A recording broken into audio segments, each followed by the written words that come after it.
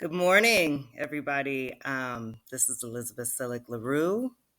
Recently added the ESQ to indicate that I have, in fact, gone to law school and passed the New York State and multi state bar exams many, many years ago. But I have been playing with the idea of recording some of my work in my own voice. And I've never done this before. This is an experiment. This is my first time I'm doing this directly into the Substack recording app, totally raw, unedited. And let's see how it goes, because I really don't have time to be editing and polishing this. But I want to see whether people like this format, and so I will just go ahead and read my most recent article that I've posted on the Conscientious Immigrant, which is the first question you should be asking if you want to leave the US. Spoiler, it's not what kind of food, climate, or culture you like. By me. Here goes. I'm not going to bury it and give you 6 paragraphs of irrelevant musings to keep you on my page. I'm going to cut straight to the point. The absolute first question you should be asking if you're seeking to emigrate from the US, and especially if you want to go soon and probably not come back, is this: where can I qualify for residency, visa, or citizenship? A lot of people are doing it all wrong, backwards, and as a result, are still sitting in the United States of America. Now, I will caveat this by saying that there are people, digital nomads, who never apply for residency visas and truly live nomadically, traveling from country to country on visitor or tourist visas. There are a lot of reasons why, in my humble opinion, this is not a great idea, but that's for another article. If that's your plan, then this piece won't necessarily apply to you right now. I will note, though, that a digital nomad moving internationally in this manner is relying entirely on the strength of their passport or passports.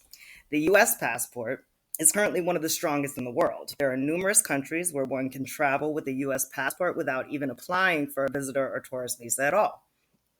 Whether this will hold in the face of the US president continuously alienating other nations and aggressing toward historical allies remains to be seen. But for now, folks can and do travel the world solely on US passports, never applying for legal residency status in the countries they traverse. For everyone else, those who truly want to emigrate, integrate, settle into a country, this is the very first question you should be asking. Not where do I want to emigrate, but where am I eligible to emigrate? Not what climate you prefer, not which country harbors a city that you've always dreamed of living in, not where you like the food. Not even whether you agree with the political leanings of the majority or where you will be accepted for your identities. These last two are crucial data points that should absolutely guide your decision. They are nevertheless irrelevant if you don't qualify for any of the visa programs available in the countries at the top of what you might think is your shortlist. The world isn't actually your oyster, unless you're uber rich. In some cases, becoming a legal resident is straightforward. If you receive a job offer from an employer in another country, they will most likely also assist with obtaining a work visa and help you handle any additional immigration requirements to establish residency. If you have a parent or a grandparent, depending on the program, that has or had citizenship in another country, you might be eligible for citizenship by descent.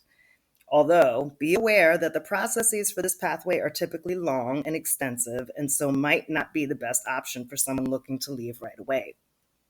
Many countries also extend residency fairly easily through family unity and will grant residency to spouses or other immediate family members of citizens or legal residents of the destination country.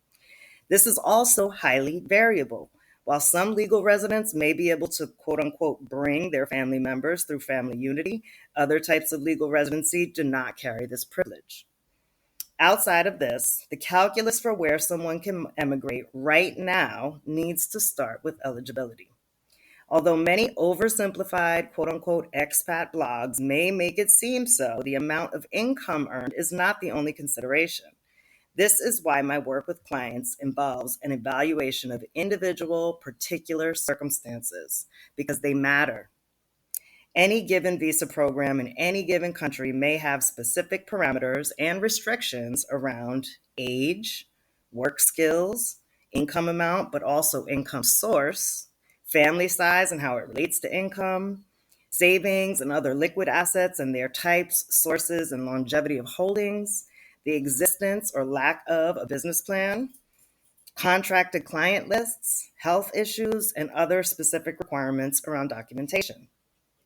How might this play out in reality? Though you might see an article online that states, for example, that Uruguay has a digital nomad visa that only requires someone earn $1,500 a month USD.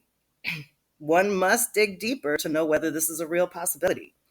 By consulting with an in-country immigration lawyer, which I almost always recommend, you would learn that this doesn't reflect an increased amount for each dependent, that heavy documentation may be required to prove the source of income, that immunizations are required prior to even filing the application, that you must apply from within Uruguay, etc., etc., etc. Imagine building one's entire exit plan around the idea that you want to move to a particular country, only to find out that there is an immovable obstacle to obtaining a residency visa. I decided to write this upon finding out that a couple running a very popular company catering to the quote unquote expat space, a company that's often quoted in mainstream media and evidently earns a lot of money from affiliate companies, did not actually obtain their legal residency visas. Yes, you heard that right. It's not a secret, it's on their website, unapologetically. People who are claiming to be experts on emigrating have not actually legally emigrated. I have lots of thoughts on observations on this, which I'll keep to myself for now. I don't believe in cart before horse action, especially not the kind of action that uproots lives across borders. Perhaps 10 years ago, the world appeared stable and functional enough to assume that picking up and moving without securing legal residency was no big deal. Now, visa restrictions and obstacles are popping up. Visa programs designed to attract foreigners are closing, and the U.S.'s fast track to fascism raises questions about, well, everything. Another major facet to the immigration calculus that I repeatedly remind clients who know that they want to leave but not yet is this. These programs are subject to change without notice. They do all the time. In the event that you know you want to leave the US, but not right away, it would be wise to identify more than one program under which you might be eligible, whether within one country or across several. And if the answer to the question, where can I qualify, is nowhere I'd want to go, that isn't necessarily the end of the road. The next step after an answer like that is to ask, what can I change or rearrange in order to become eligible?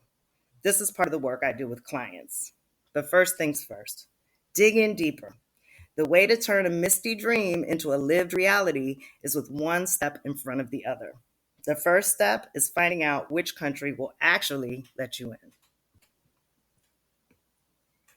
That's it, folks. So that was a total experiment. Love to know if you enjoyed hearing it read by me. If that's something that you would pay for a subscription in order to have access to. And yeah, I'm just experimenting here because the real core of my work is really customized immigration consulting and helping people with their particular circumstances figure out a plan to emigrate and put that plan into action to actually get there. This is sort of my informal marketing and also just sharing the information that I can share that is generally applicable with all of the wonderful people who are looking at the United States and deciding that it's no longer home for them. So thanks again. Thanks for listening. Appreciate your feedback and take care.